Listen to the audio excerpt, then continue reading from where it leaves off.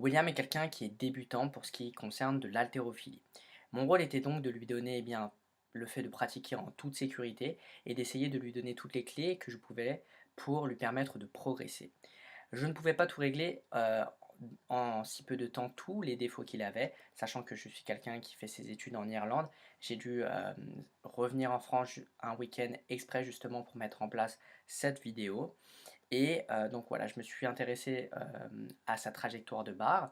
Toutefois, j'ai quand même essayé à chaque fois de lui donner des conseils pour pouvoir avoir un mouvement global de meilleure qualité. Et comme on a pu le voir à la fin, son mouvement global était beaucoup plus propre.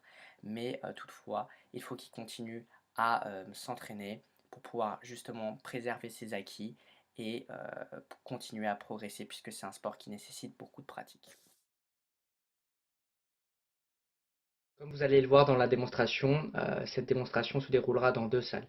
Cela s'explique simplement par le fait que l'athlète n'avait pas beaucoup de temps à sa disposition et par le fait qu'il travaille justement dans ces deux salles. Ils ont dû m'adapter en fonction de cette disponibilité.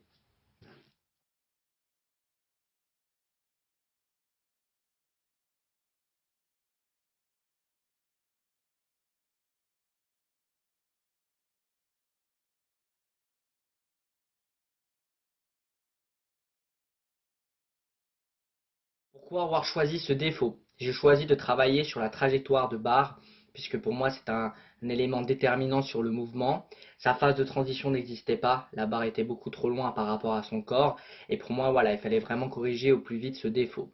On a pu voir aussi un manque de mobilité au niveau des coudes. Je n'ai pas choisi de me pencher sur ce défaut-là, puisque pour moi la mobilité nécessite un travail régulier sur du long terme si l'on veut avoir des effets. Et de par le manque de temps à ma disposition, j'ai préféré lui apporter un apport technique qu'il pourrait mettre en place, entre guillemets, rapidement, si le travail est fait correctement. Cependant, je lui ai donné quand même un panel d'exercices par rapport à la mobilité pour qu'il puisse l'améliorer dans les mois à venir.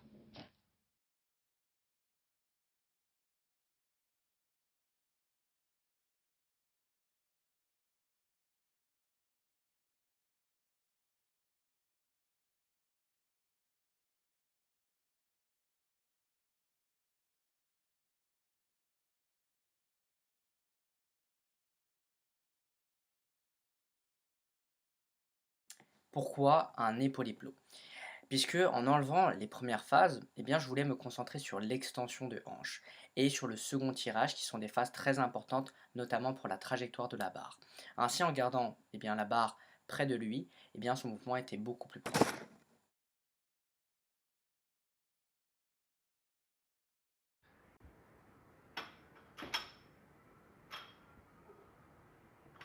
Allez, dynamique. Voilà. Tu fais bien glisser la barre. Et après, t'envoies.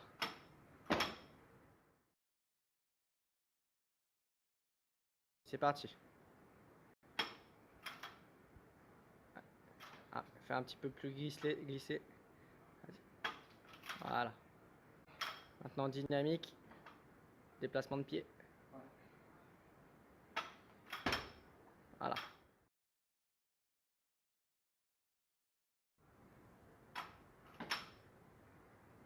Allez, il faut que ça claque. Voilà. Tu fais glisser et tu claques. Voilà.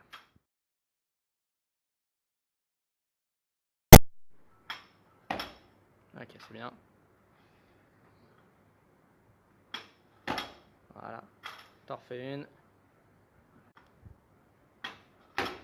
Allez, le dip.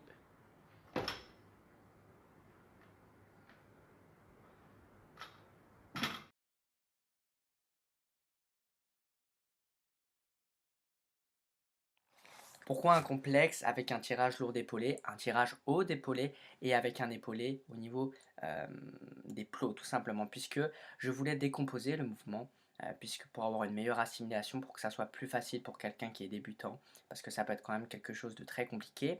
Tout d'abord, le tirage lourd d'épaulé permettait de se concentrer beaucoup plus sur l'extension de hanche.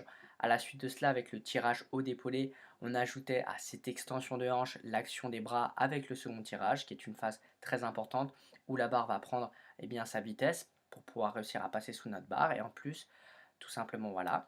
Et à la suite de cela, le dernier mouvement qui était un épaulé plot avec cette extension de hanche, ce second tirage, on va ajouter à cela eh bien, ce passage sous la barre avec le déplacement de pied. Donc là, on parle tout simplement de l'épaulé plot.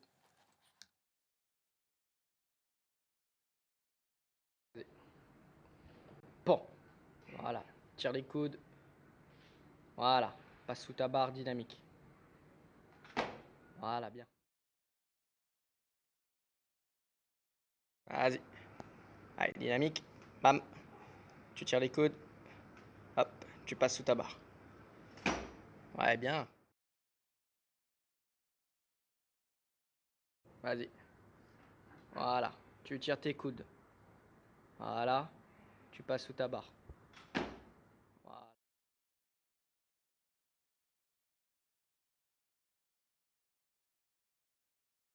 Pourquoi un tirage lourd d'épaulé?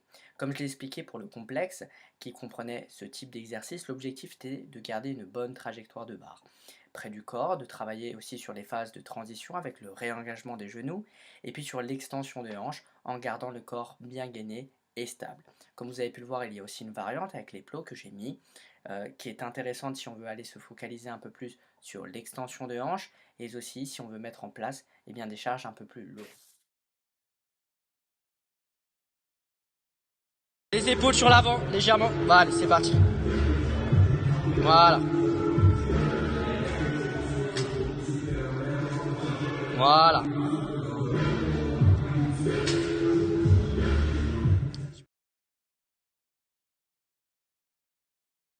Allez, c'est parti. Voilà, bien. Voilà.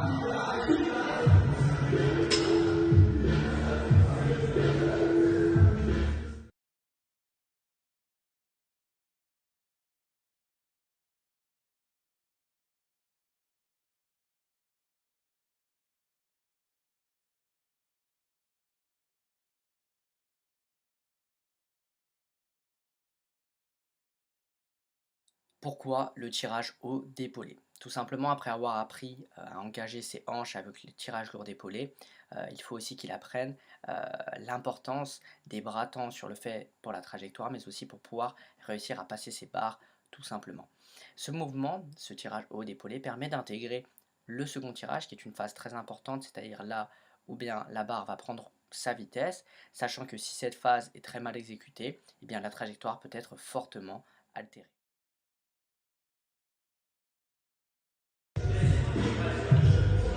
Ouais.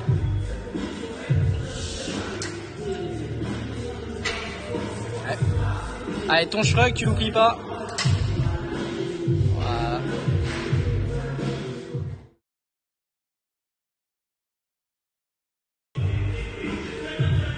Voilà.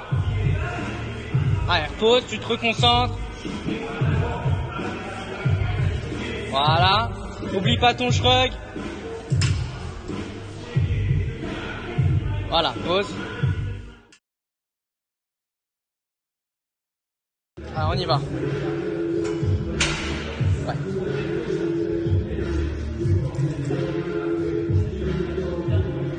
Ouais, bien. Allez, la dernière, concentrée. Allez, pareil. Bien.